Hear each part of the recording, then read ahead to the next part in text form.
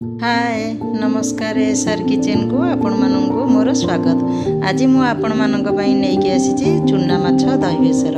देखंतु मु 200 ग्राम चुना माछ नेइची ताको भला भाबरे धोई धाइकी नै आसिली। सेतरे नूण हळदी लंका गुंड पकई देली। पकई देकी आमे ताको भला भाबरे गोळेई नै जिबा।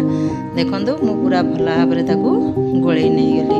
गोळेई नै गला परे एपटे कड़ाई रे मु 2 चमच तेल देकी माछ को मुठी पकई देली। आमे माछ को पूरा गोटा गोटा करदबा कारण मेंचा मेंचा रहिले छोट माछ भांगी जीवो। ए देखंतु केते बढ़िया भाबरे हमर माछ भजा रेडी हे गेला।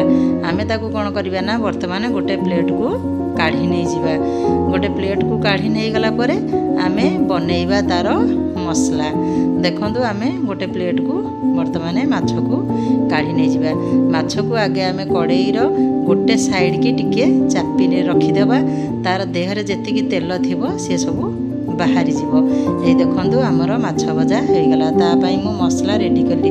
एठी नै जे अध गिनाए दही गोटा सोरिष जीरा कंचा लंका 2टा रसुण गोटे आउ हमर भिरसुंगा पत्र आउ टमाटो आमे प्रथमे ग्राइंडर रे दही दे देले। तापरे आमे टमाटो को दे दबा। तापरे ए मसला को दे दबा। देकी आमे भलो भाबरे चिकन भाबरे बाटी आनिबा। एपटे मु कड़ाई रे गोटे चमच तेल दे देली। से मसला पर हळदी गुंड लका गुंड दे देली। देकी आमे तेल रे मु ताको पकई नेली। देखंतु केते बढ़िया भाबरे तेल रे मु ताको पकई नेली। देखंतु तार केते सुंदर भाबरे कलरटा कि सुंदर देखा होची। कारण दही मसला दही बेसर माने दहीटा जेहेतु आड हेची तार बास्नाटा बहुत बढ़िया आसूची।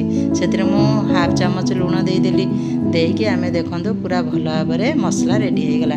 सेतिरे आमे कोन करबा ना भजा माछ को वर्तमान पकई देकी मसला सहित माछ को आमे किछि समय पई गोळेई नबा। आपण माननकु मोर अनुरोध आपण माने मोर ए चुना माछ दही बेसर टिकी बहुत मात्रा रे लाइक करिवे शेयर करिवे सब्सक्राइब करिवे। आ देखंतु हमर चुना माछ दही बेसर पूरा भला भाबरे रेडी हे गला। देखंतु पूरा केते सुंदर भाबरे हमर रेडी हे गला। मु कोन करथिल ना काटी की रखिथिली धनिया पत्र सेतिरे पकई देली। पकई देई आमे कोन करबा गोटे ताटिया को बाहर कर नै जिबा।